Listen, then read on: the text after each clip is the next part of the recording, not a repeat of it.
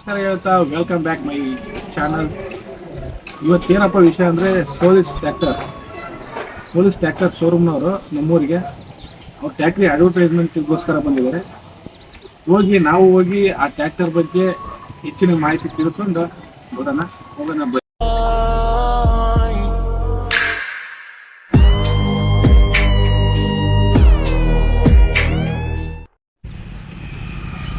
ಹೇಳ್ಬೇಕಂದ್ರೆ ನನ್ನ ಹೆಸರು ಹನೀಫ್ ಅಂತ. ನಾನು ಸೋಲಿಸ್ ಯಾನ್ಮಾರ್ ಕಂಪ್ನಿ ಒಳಗೆ 4 ವರ್ಷದಿಂದ ಆಸ್ ಎ ಡೆಮೋನ್ಸ್ಟ್ರೇಟರ್ ವರ್ಕ್ ಮಾಡ್ತಾ ಇದ್ದೀನಿ.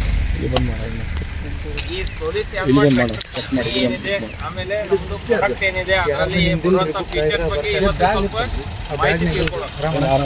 ಈಗ ಫಸ್ಟ್ ನಾವು ಏನು ಮಾಡ್ತಾ ಇದ್ದೀವಿ, ನಿಮ್ಮೂರಲ್ಲೇ ಒಂದು 200 ಟ್ರ್ಯಾಕ್ಟರ್ಸ್ ಅದು ಬೇರೆ ಬೇರೆ ಕಂಪ್ನಿದವು.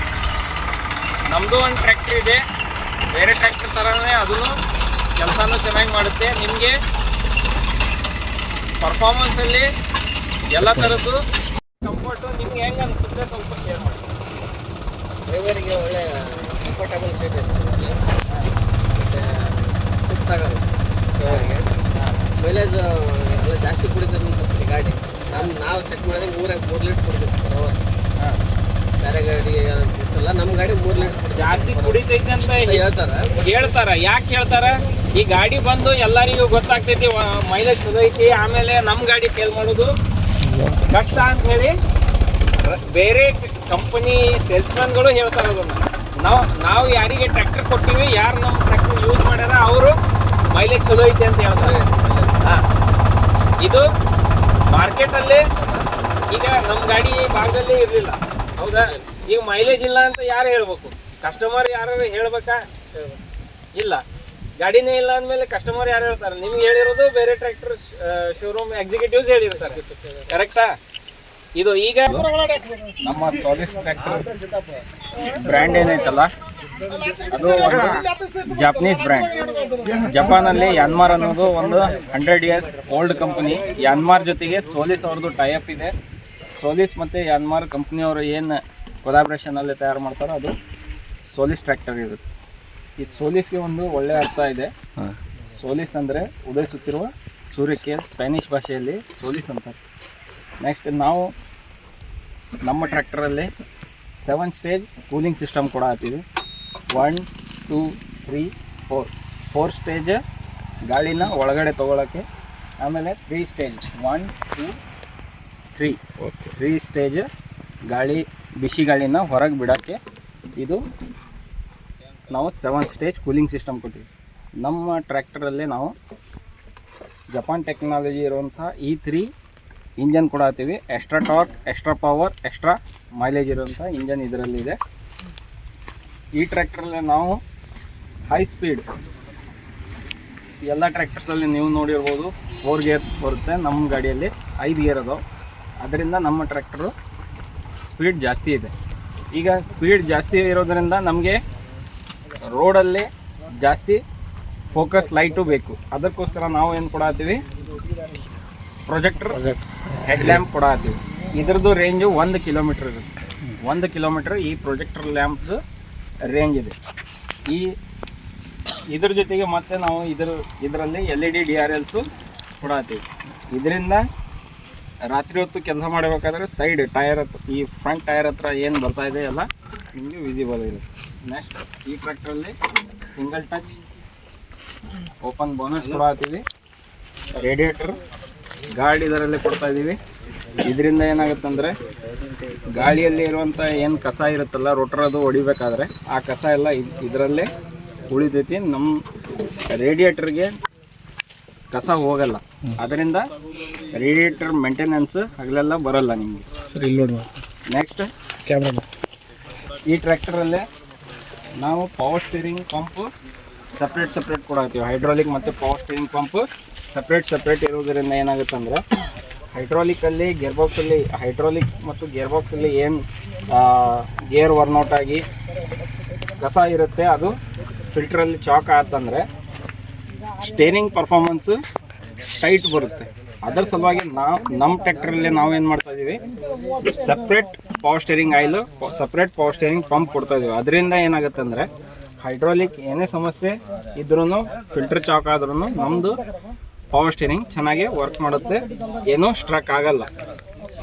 ಇದು ಸಪ್ರೇಟ್ ಇರುವಂಥ ಹೈಡ್ರಾಲಿಕ್ ಪಂಪ್ ಮತ್ತು ಪವರ್ ಸ್ಟೀರಿಂಗ್ ಪಂಪ್ ಕೊಡೋದರಿಂದ ರೈತರಿಗೆ ಆಗೋದು ಬೆನಿಫಿಟ್.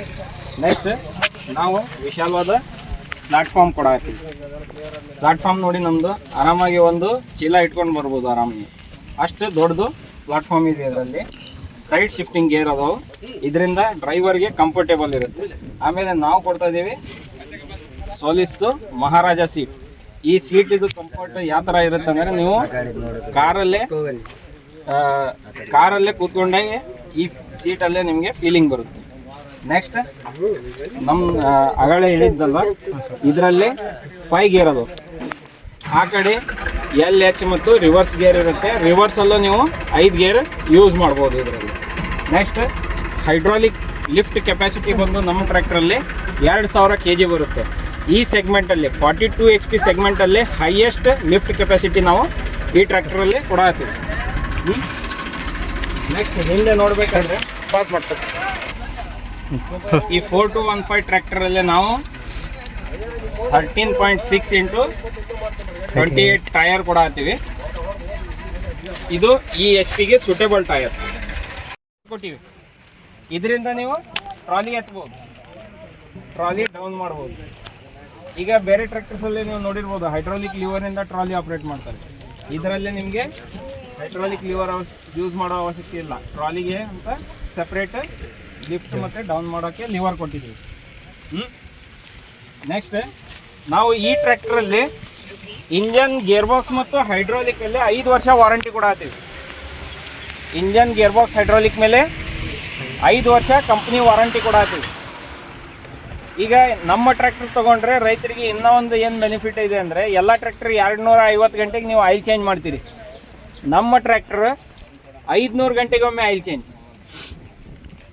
ಅಂದರೆ 5 ವರ್ಷ 5000 ಗಂಟೆ ಆಗಬೇಕಂದ್ರೆ ಎಲ್ಲ ಟ್ರ್ಯಾಕ್ಟರ್ಸು 21 ಆಯಿಲ್ ಸರ್ವಿಸ್ ಮಾಡ್ತೀರಿ. ನಮ್ಮ ಟ್ರ್ಯಾಕ್ಟರ್ ಬರೀ 11 ಆಯಿಲ್ ಸರ್ವಿಸ್ ಆಗ್ತಾವೆ. ಅದರಿಂದ 10 ಸರ್ವಿಸ್ದು ದುಡ್ಡು ಉಳಿತಾಯ ಆಗ್ತೈತಿ. 10 ಸರ್ವಿಸ್ ಅಂದರೆ ಒಂದು ಸರ್ವಿಸ್ಗೆ 4000 ರೂಪಾಯಿ ಅಂದ್ರೂ 10 ಸರ್ವಿಸ್ಗೆ 40,000 ರೂಪಾಯಿ ನಿಮಗೆ ಸರ್ವಿಸಲ್ಲೇ ಉಳಿತಾಯ ಐತಿ ನಮ್ಮ ಟ್ರ್ಯಾಕ್ಟರ್ ತೊಗೊಂಡ್ರೆ. ಇದು ನಮ್ಮ ಟ್ರ್ಯಾಕ್ಟರ್ ತೊಗೊಂಡ್ರೆ ನಿಮಗೆ ಆಗುವಂಥ ಬೆನಿಫಿಟ್ಸ್. ಈಗ ಡೆಮೋನ್ಸ್ಟ್ರೇಷನ್ ಮಾಡೋಣ. ಈಗ ಡೆಮೋನ್ಸ್ಟ್ರೇಷನಲ್ಲೇ ನಾವು ಏನು ಮಾಡ್ತೀವಂದರೆ, ನಮ್ಮ ಟ್ರ್ಯಾಕ್ಟರು ಎಲ್ಲ ಇಲ್ಲಿ ಫಸ್ಟ್ ಗೇರಲ್ಲೇ ಟ್ರ್ಯಾಕ್ಟರ್ ಹೊಡಿತೀರಲ್ಲ, ಫಸ್ಟ್ ಗೇರಲ್ಲೇ ಹೊಡಿತೀರಲ್ಲ, ಯಾರು ಡ್ರೈವರ್ಸ್ ಯಾರಿದ್ದೀರಿ? L3 ಇಲ್ಲ H1 ಅಲ್ಲಿ ನೀವು ಹೊಡಿತೀರಿ, ಹೌದಾ? ಇವತ್ತು ನಾವು ಏನು ಮಾಡ್ತೀವಿ ಅಂದರೆ H1 ಗೇರಲ್ಲಿ 12 ಎಕ್ಸಿಲೇಟರ್ ಇಟ್ಟು ಈ ಗಾಡಿ H1 ಗೇರಲ್ಲಿ 12 ಎಕ್ಸಿಲೇಟರ್ ಇಟ್ಟು ಐಷರ್ ಗಾಡಿ ನಾವು ಇವತ್ತು ಇಲ್ಲೇ ಟೆಸ್ಟ್ ಮಾಡೋದು. ಪರ್ಫಾರ್ಮೆನ್ಸ್ ನೀವು ನೋಡಿ, ನೀವೇ ಹೇಳಬೇಕು ನಮಗೆ ಹೆಂಗೆ ಪರ್ಫಾರ್ಮೆನ್ಸ್ ಬಂತು ಅಂತ. ಸರಿ ಸರಿ, ಓಕೆ, ಸ್ಟಾರ್ಟ್ ಮಾಡೋಣ.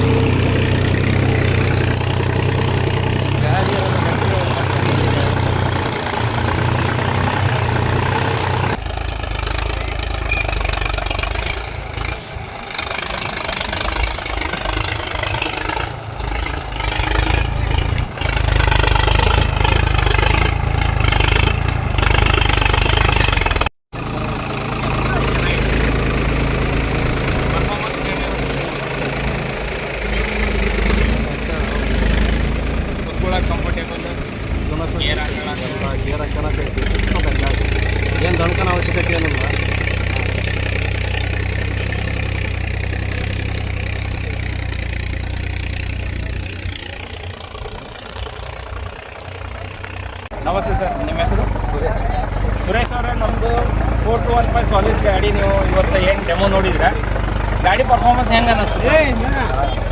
ಚೆನ್ನಾಗಿ ಅನ್ನಿಸ್ತದೆ. ಈಗ ಕಂಫರ್ಟೇಬಲ್ ಕೂತ್ಕೊಳ್ಳೋಕ್ಕಾಗಲಿ, ಗೇರ್ ಬೀಳೋದರಲ್ಲೇ ಆಗಲಿ, ಹೈಡ್ರಾಲಿಕ್ ಆಪ್ರೇಟಿಂಗಲ್ಲೇ ಆಗಲಿ ವರ್ಕ್ ಮಾಡೋಕ್ಕೆ ಚೆನ್ನಾಗಿದೆ. ಮತ್ತು ಬೇರೆ ಏನು ನಿಮಗೆ ಏನು ನಮ್ಮ ಗಾಡಿಯಲ್ಲಿ ಚೆನ್ನಾಗಿ ಅನ್ನಿಸ್ತೀರಿ? ಈಗ ಚೆನ್ನಾಗಿ ಅನಿಸುತ್ತೆ. ಸರಿ ಸರ್, ಥ್ಯಾಂಕ್ ಯು.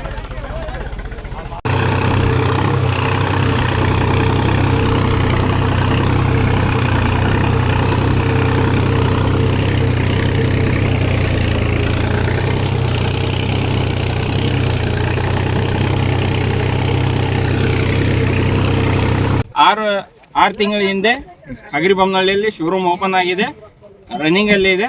ಈಗ ನಾವೆಲ್ಲ ಹಗರಿಬೊಮ್ಮನಹಳ್ಳಿ ಶೋರೂಮಲ್ಲಿ ಇಲ್ಲಿ ಒಂದು 5-6 ಜನ ಈ ಏರಿಯಾದಲ್ಲಿ ನಮ್ಮ ಸೇಲ್ಸ್ಮ್ಯಾನ್ಗಳು ಇದ್ದಾರೆ. ಯಾರಾದರೂ ಇದ್ದರೆ ಕಾಂಟ್ಯಾಕ್ಟ್ ಮಾಡಿ.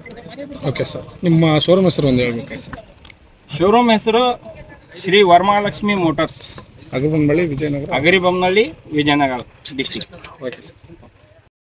ನೋಡಿದ್ರಲ್ಲ ಸ್ನೇಹಿತರೆ, ಸರ್ವಿಸ್ ಟ್ಯಾಕ್ಟರ್ ಬಗ್ಗೆ ಮಾಹಿತಿಯನ್ನು ಯಾರಾದರೂ ಬೇಕಾದರೆ ಇಲ್ಲೇ ನಿಯರ್ ಬೈ ನಮ್ಮ ಎಚ್.ಬಿ.ಹಳ್ಳಿ ತಾಲೂಕಲ್ಲಿ ವರಮಹಾಲಕ್ಷ್ಮಿ ಮೋಟಾರ್ಸ್ ಶೋರೂಮ್ ಓಪನ್ ಆಗಿದೆ. ಯಾರು ಬೇಕಾದರೂ ಹೋಗಿ ತಗೊಳ್ಳಿ. ಹಾಗೆ ನಿಮಗೆ ಆ ಟ್ಯಾಕ್ಟರ್ ಬಗ್ಗೆ ಏನು ಮಾಹಿತಿ ತಿಳಿಬೇಕು ಅನ್ಸುತ್ತೆ ಅದನ್ನು ಕಮೆಂಟ್ ಸೆಕ್ಷನ್ ಕಮೆಂಟ್ ಮಾಡಿ. ಇಷ್ಟ ಆದರೆ ಒಂದು ಲೈಕ್ ಮಾಡಿ, ತುಂಬ ಇಷ್ಟ ಆದರೆ ಒಂದು ಸಬ್ಸ್ಕ್ರೈಬ್ ಮಾಡಿ. ಇಷ್ಟು ಹೇಳ್ತಾ ನಾನು ವಿಡಿಯೋ ಮುಗಿಸ್ತಾ ಇದ್ದೀನಿ. ಧನ್ಯವಾದಗಳು.